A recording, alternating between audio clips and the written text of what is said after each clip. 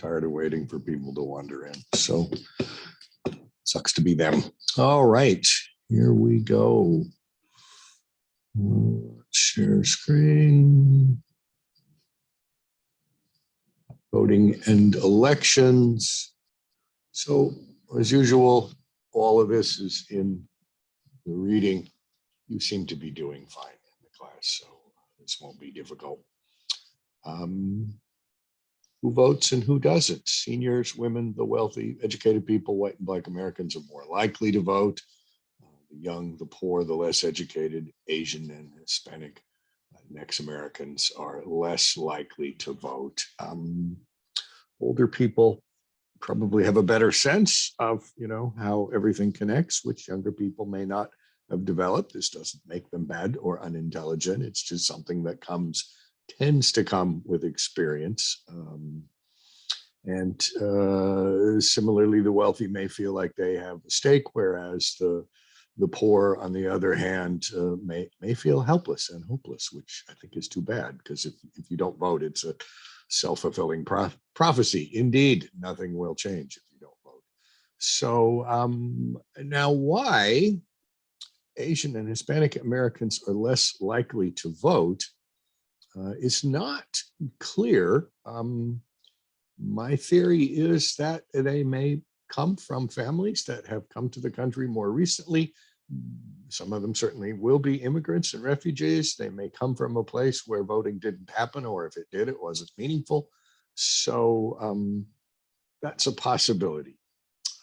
Now, here's something, you, the few, the proud, the brave, that will pass. If I say most of the people who vote are senior citizens, is that true or false?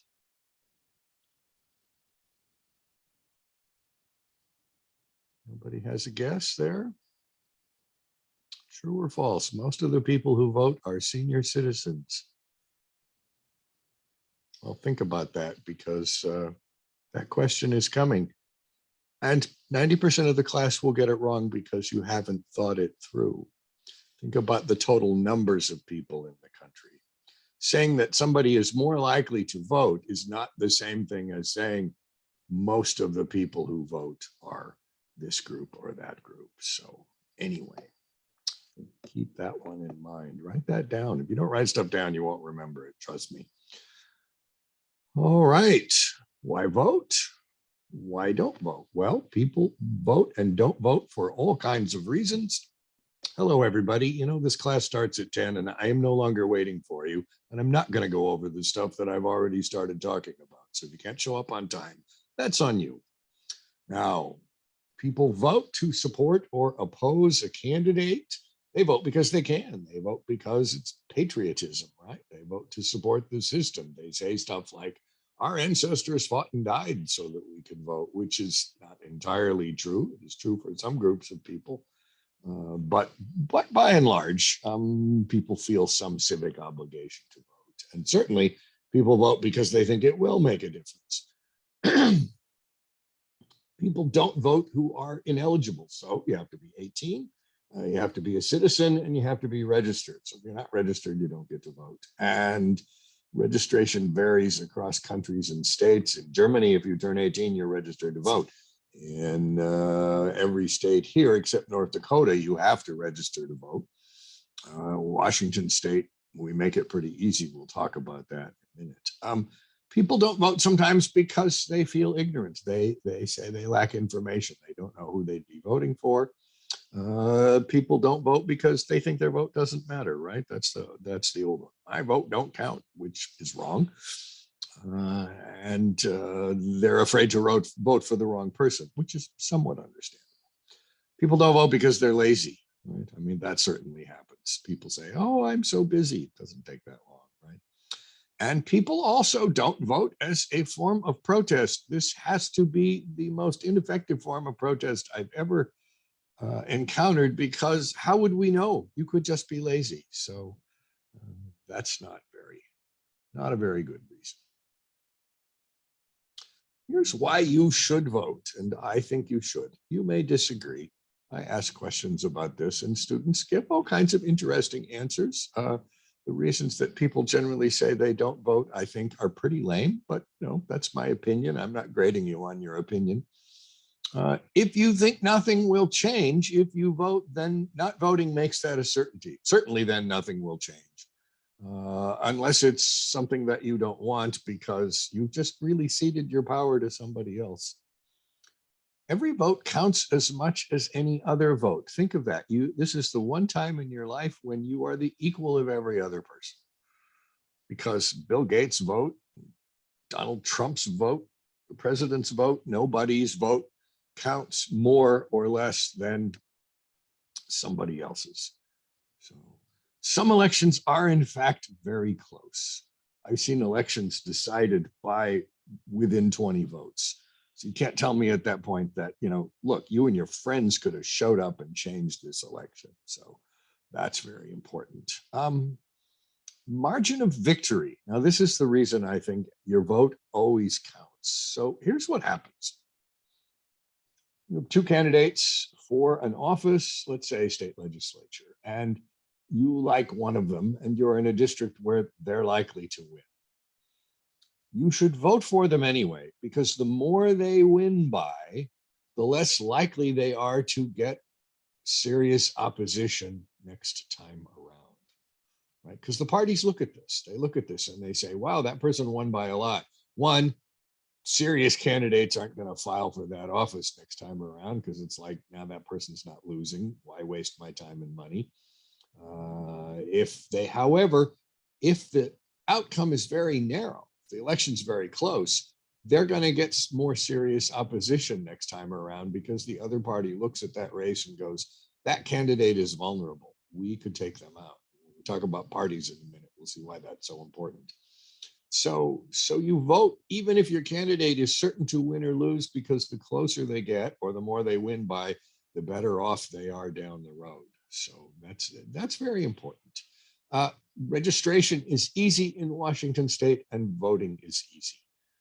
And information is not hard to come by. I mean, every candidate has a website, and if they don't, they're simply not serious. So it's pretty easy to look up and see what they say. And of course, in Washington state, we have the voters pamphlet that comes with every election. And in there are statements by candidates for and against ballot issues. 10 minutes with that, sitting at home with your mail-in ballot, and you can make a reasonably informed choice. And if you think these things don't affect you, then you haven't learned a thing in this class.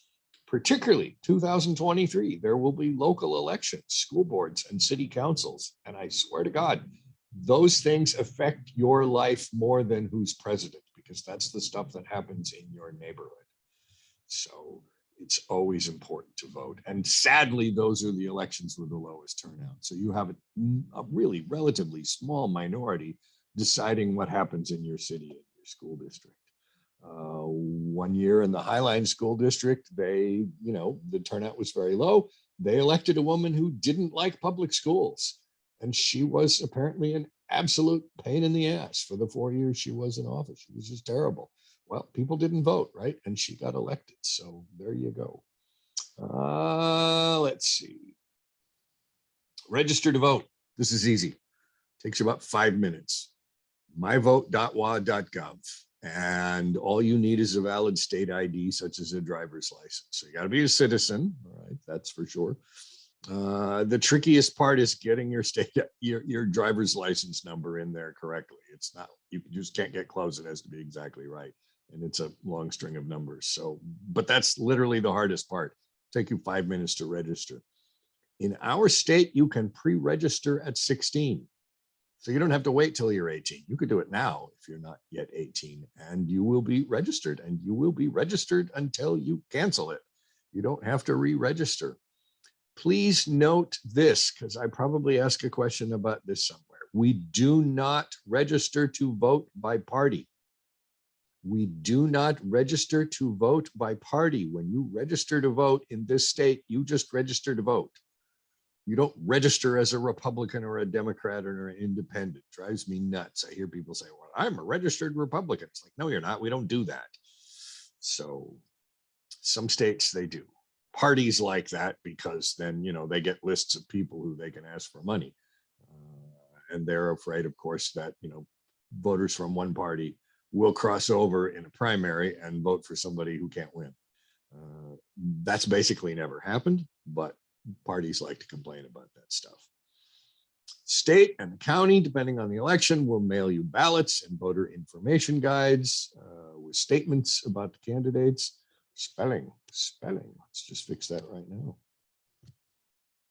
So, as I said, it really couldn't be any easier. The ballots are postage paid. You don't even need a stamp anymore. And there are drop boxes in every county. All over our county, there's a drop box at the college on 240th. So this just couldn't be any simpler. So takes you 10-15, takes you 5 minutes to register, takes you 10-15 minutes to vote, and then, drop the ballot in a box or just stick it in the mail at some place that's convenient for you. So in 25 minutes, you've probably done more good than you would by staying home, I think.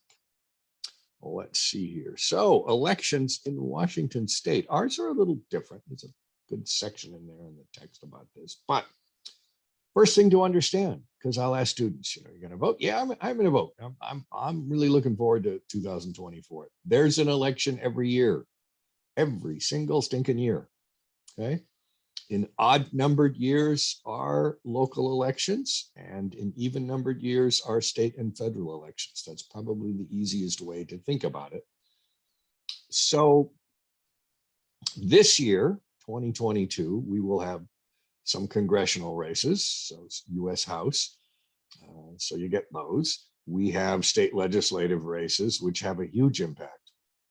The state legislature funds schools and it funds colleges. And so even at your young age, this is already having a big impact on your life. It is the state legislature that imposed all those god-awful standardized tests that you have to take, which I've never met a student who liked them. And quite frankly, they're not helping you, be better students. They're just, you learn how to take a test of a kind you won't take anywhere else. So those are important races. In presidential years, now this is one of the challenges in our state. In presidential years, we have extraordinarily long ballots. So there will be the president and the governor and 8 other statewide elected offices, all of whom are important, and Congress and legislatures.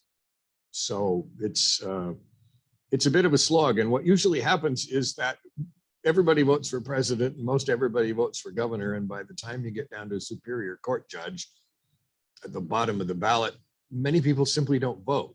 You just look at that and go, I don't know who that is, and they stop voting. So we have a primary election in August. So it's a 2-stage process, and a general election in November.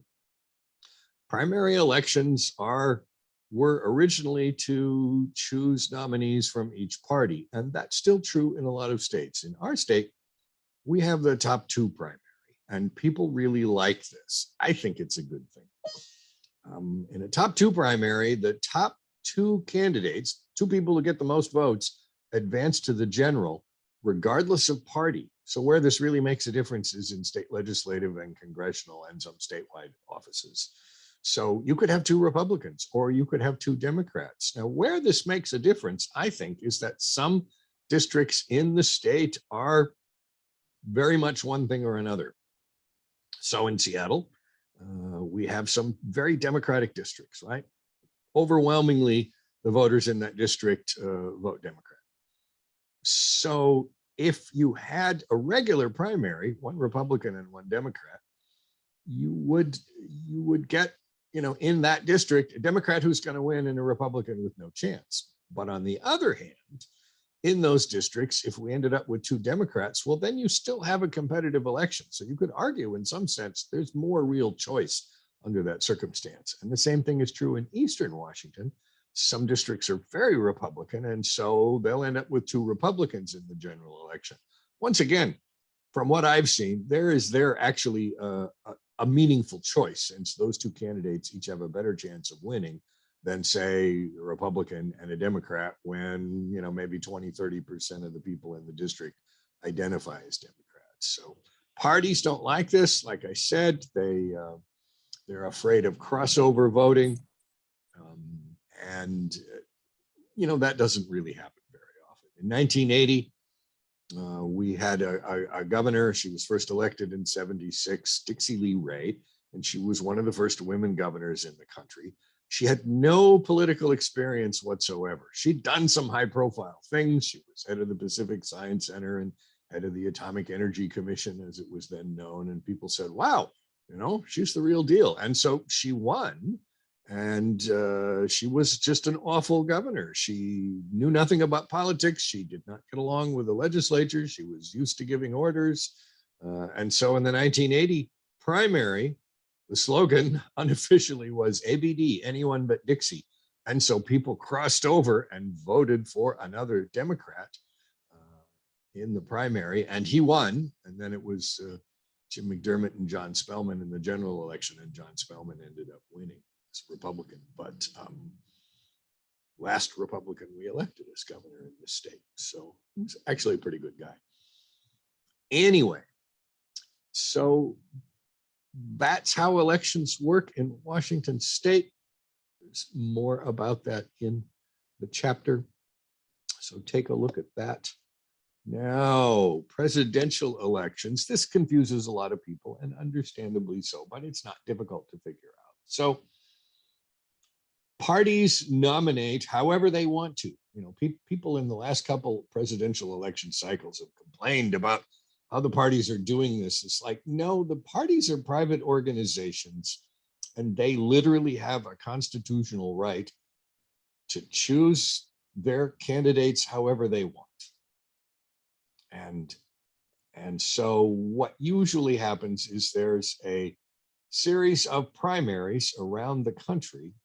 There's still a handful of caucuses. Caucuses are different. Caucuses are like a bunch of people from the neighborhood get together at the local church, say, for example, and they sit down and they decide, who do we support? It's good from an in-depth participation level. On the other hand, the number of people who actually participate in caucuses is really tiny.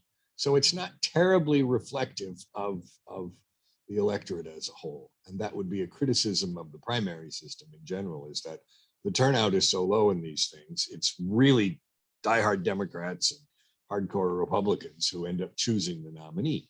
Because of this, the parties some years back added what they called superdelegates, which is elected officials and big party officials and important donors and whatnot, and that was to kind of moderate the process, because the parties are often at risk of nominating somebody who is not electable. And that certainly happens.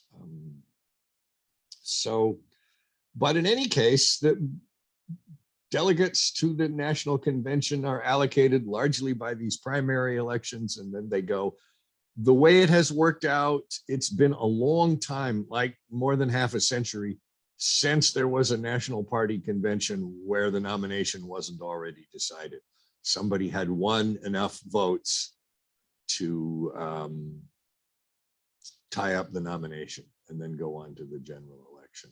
Now, once the parties have nominated people, and that's usually done by the end of summer, then we have the general election campaign. And this ultimately goes to the Electoral College. Now, there's a video lecture in there on the Electoral College if you want to look at that, but I will tell you now. What we have is, in effect, 51 separate state elections for president. So that's including the District of Columbia, Washington, D.C. Every state gets electoral votes equal to the total size of its congressional delegation. So Washington has 10 House members and 2 U.S. senators, so we get 12 electoral votes. So the more populous the state, the more electoral votes they get. And so there are 538 total electoral votes. So you need 270 to win. And so this is how campaigns are generally run. They sit down and they look at a map and they say, which states are we going to win? Which states are we going to lose? So which states do we need to win to get to 270?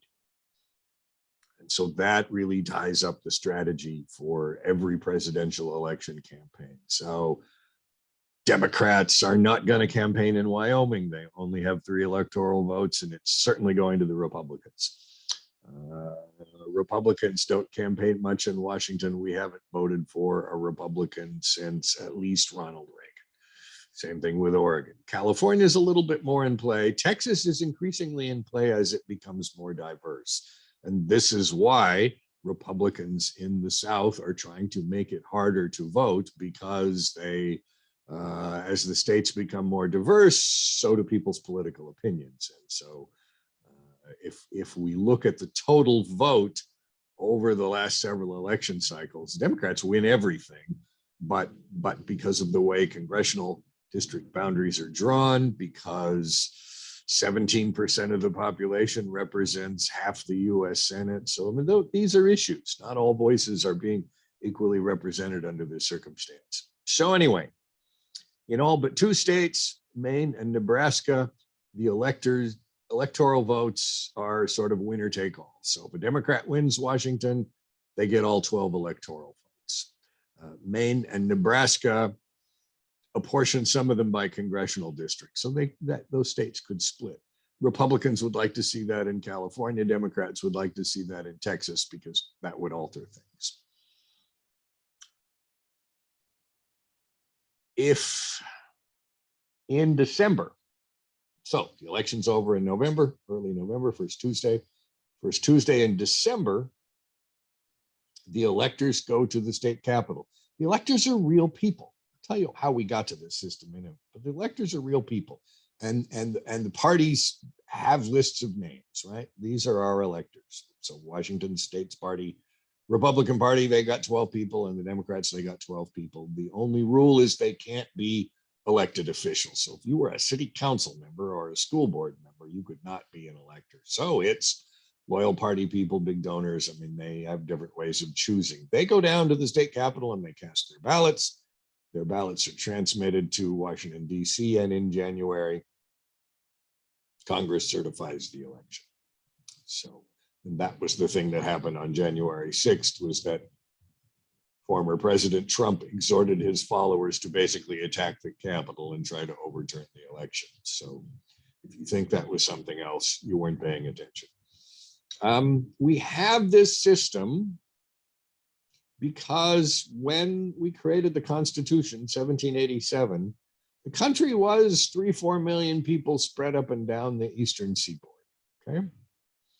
There was no rapid transit, right? No mass communication. So information and people and goods moved very slowly. And the fear was that people in states would simply vote for someone they knew and no one would ever become president, right? Because no one would get a majority. So the thought was, we will create a college of learned persons and they will choose a president. Well, that rather rapidly evolved into a system whereby you are in effect voting for those electors, who then are bound to vote for the president. Now, every state has laws that say electors must follow the will of the popular vote.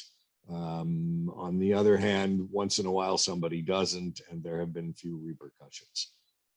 It's not a very good system. It's pretty screwy. It would make much more sense to just have a popular vote for presidents. Now, big states think it helps them to have the electoral college, and small states think it helps them to have electoral college. So that makes it harder to change, because everybody thinks somehow they're being advantaged by this. I don't think that's true. Some political scientists say, well, this does sort of help protect the interests of smaller states, but it is what it is. The other thing to keep in mind, your popular vote does matter in the presidential election. First of all, it matters in all those state contests, right? Secondly, the margin by which the president wins or loses says something about how seriously Congress will take them when they take office. If you lost the popular vote, Congress doesn't have to pay as much attention to that. It is still a screwy system. If we look at the 2016 election, Hillary Clinton won the popular vote by several million votes, but Donald Trump won the electoral college vote. And if you shifted only 75,000 votes in 3 different states, Hillary Clinton became the president. So, and in fact, something like 3 out of the last 5 elections, the winner was not the person who got the popular vote. So it needs reform. It may happen in your lifetime. It's simply not a system that's serving us very well anymore. I don't think. You may disagree. It's at least worth understanding how it works. So now, other things, money in politics. Now, this is important too, right? People look at the system like everybody's being bought, and I don't think that's an accurate description. You do need money to run, right? I talked to a campaign consultant once when I was doing research early in my academic career. He says, "No, you don't need money. You need this and this and this." Well, if you don't have those things, money can make up for it. So having more money doesn't guarantee success. I have certainly watched races where somebody had piles of cash and spent a lot of it and didn't even make it out of the primary. So you got to have something to sell. Money pays for advertising, travel, consultants, direct mail, right? That's a big one. So come election season, beginning this summer before the primary, you'll start to see stuff in the mail. Pictures on postcards of the candidates, usually with a golden retriever or talking to old people, because remember, they vote. What else? Brief, meaningless descriptions of what they do. They're just trying to get their name out there. Yard signs, not so much in local races. Billboards, because with billboards and also with broadcast, you may be buying eyes and ears of people who don't even live in your district. So it's not a very effective use. That's why direct mail, mailing stuff to people's homes, tends to be better. Although there's so many of those things, they pile up. Yard signs are a struggle because the other side's always stealing people's yard signs. And then, of course, you want to put it someplace where people are going to see it. Social media is important. If you don't have a social media presence, I would argue you're not a serious candidate.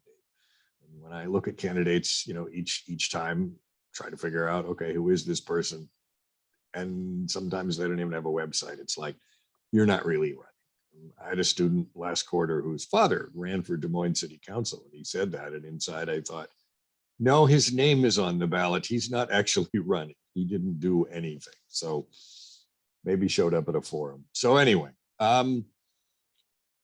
you can buy name recognition. If you do it right, you can, create an image for yourself. So you got to have money. And the money comes from interest groups, and family members, businesses, and candidates, elected officials universally tell me that the worst part about their job is having to ask for money to get reelected. But if you don't get reelected, you don't get to make policy. So interest groups give money and at the federal and at the state level. There are limits to how much they can give, but there are pretty much no limits on what they can spend on their own. So that tends to happen. They tend to give money to candidates who they already agree with. We can look at some issues where we could argue that some votes in a legislature or Congress might have been changed based on what this interest group wanted, but it's not as common as you might think. Mostly they're given money. They're giving money to candidates to keep doors open. So when we talked about interest groups, it's like, this is how this works.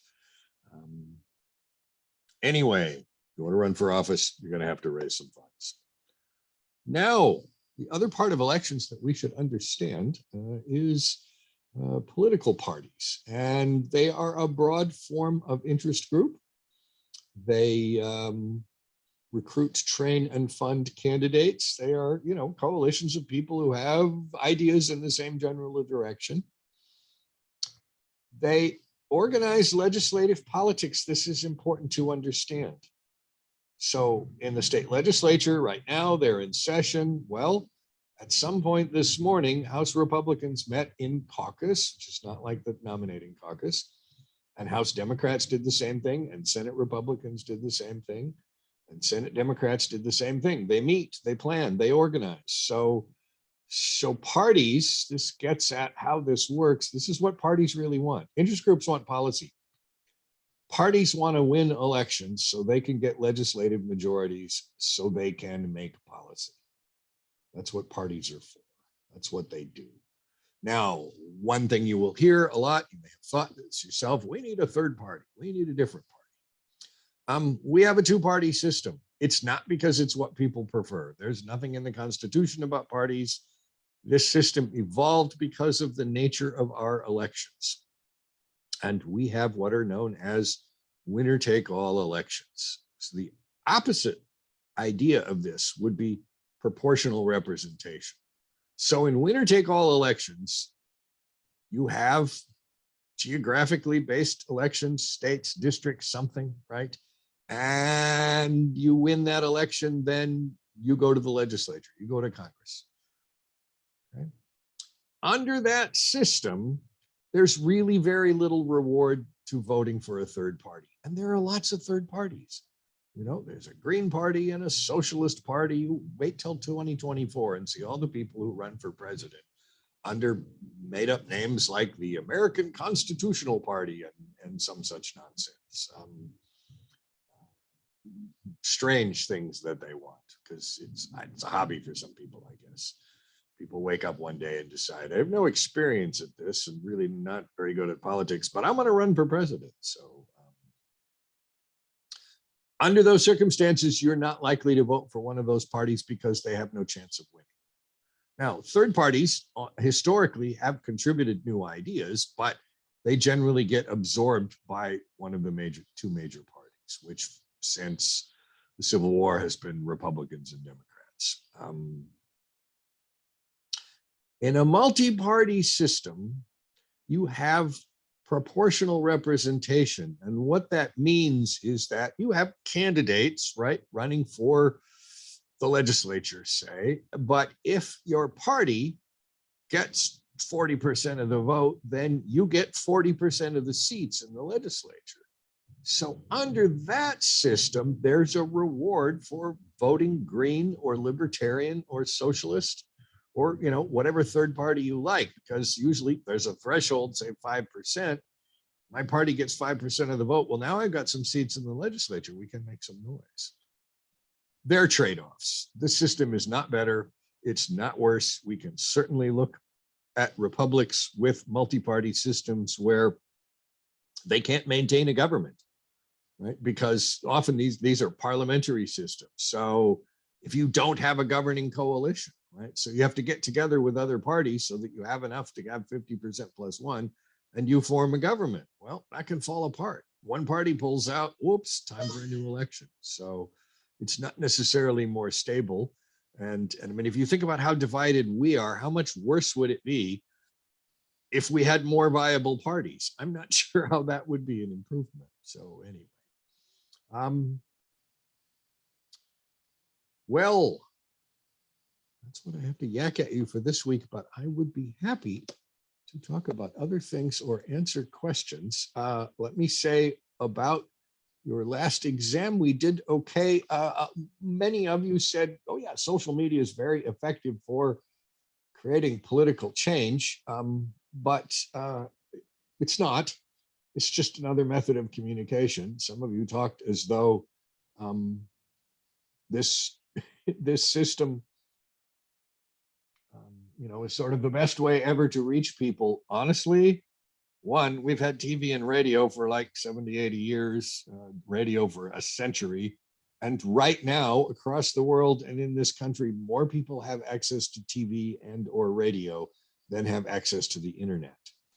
So it's not necessarily better. It's certainly a good way for people to connect. Obviously, it has resonance for younger people who are more likely to be familiar with it and know how to use it and all that. But as I said in the chapter, quoting somebody else, revolutions are won by boots on the ground. So, you know, having a bunch of clicktivists, as they're known, going like, you know, and whatever it is that you're saying isn't quite the same as people showing up and voting or doing things. So it's just another method of communication. It has been used successfully. All right. On the other hand, there have been circumstances in other parts of the world where, you know, they rallied lots of people via social media, but then nothing really happened. So it's just another method of communication. As long as you said something like, okay, it's good for this and it's not so good for that, that was probably sufficient for that answer. So anyway. questions about anything. I know that was a lot in a hurry.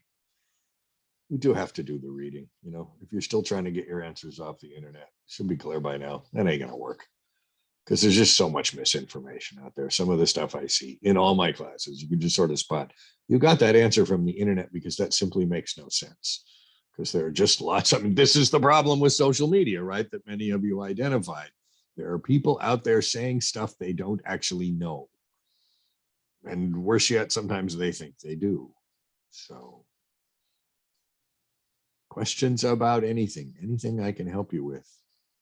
You're all going to do fine. You're going to pass. If you just keep turning the work in, you're going to do fine. Just don't skip stuff. That tends to. And people who fail this class literally don't do any work.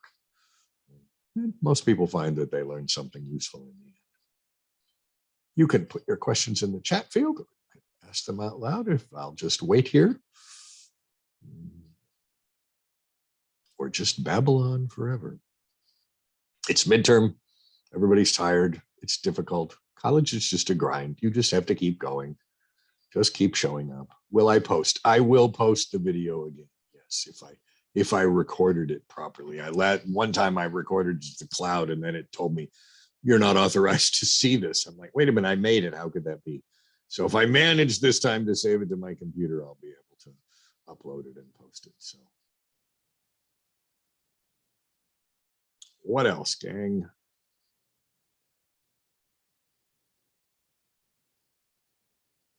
So we just had in many districts, a school levy election, and those are important.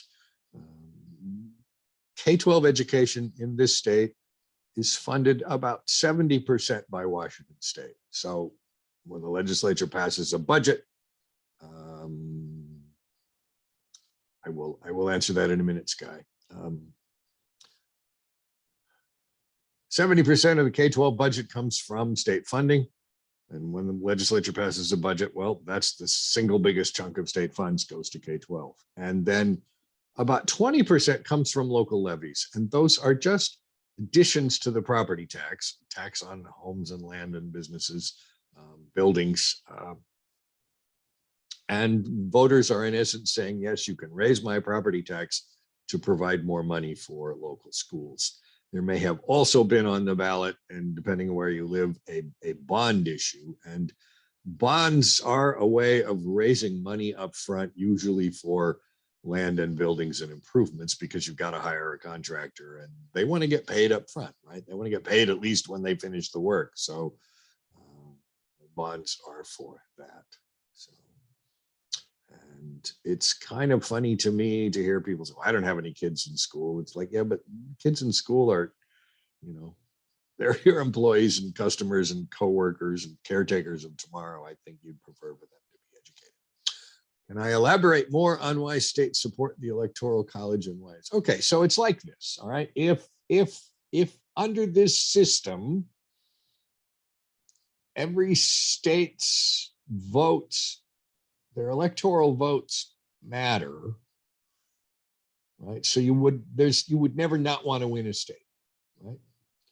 So if there's any doubt there, then your state becomes more important, and candidates visit your state and they spend money just in the process of campaigning.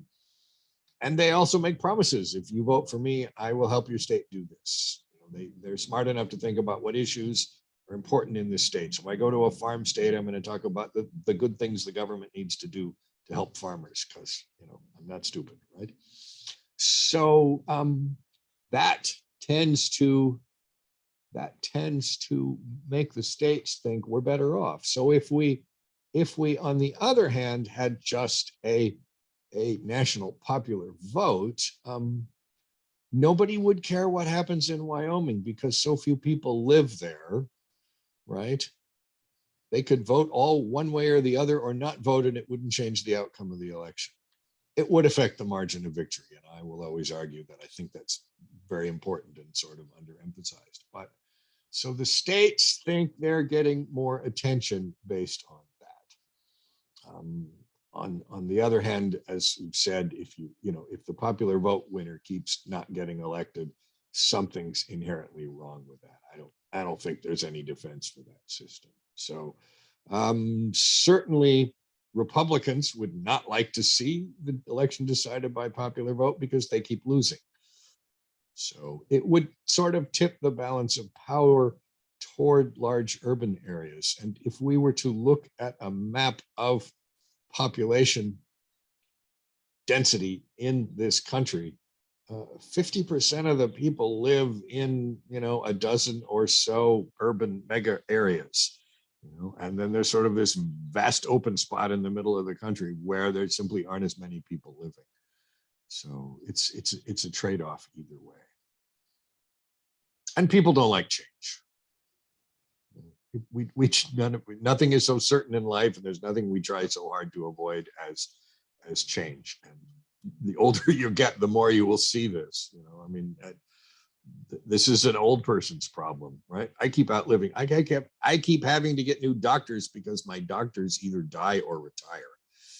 And that seems probably incredibly distant from you, but you'll get there, and your perspective changes depending on where you are. So, good question. Other questions. Other questions. All right. Well, I'll wait here if you want to wait and ask me questions individually. Otherwise, good to be with you today. Thank you so much for coming. We'll do this every Thursday for the rest of the quarter. Try to get here on time, so you don't miss stuff. Right? Stuff happens, I know. But by and large, you guys are doing great. You're going to do fine. Just keep turning stuff in. Try to get a little better. Try to do the reading and take notes when you read.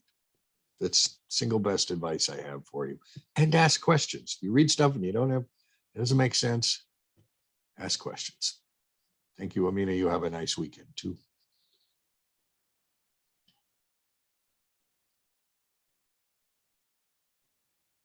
Bye, Nat.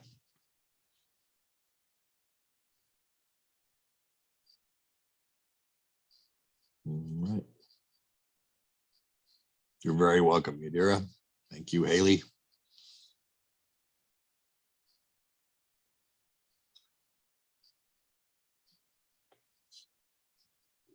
Okay. All right, I'm going to stop the recording and end this unless you have any other questions. I will see you next week and online. So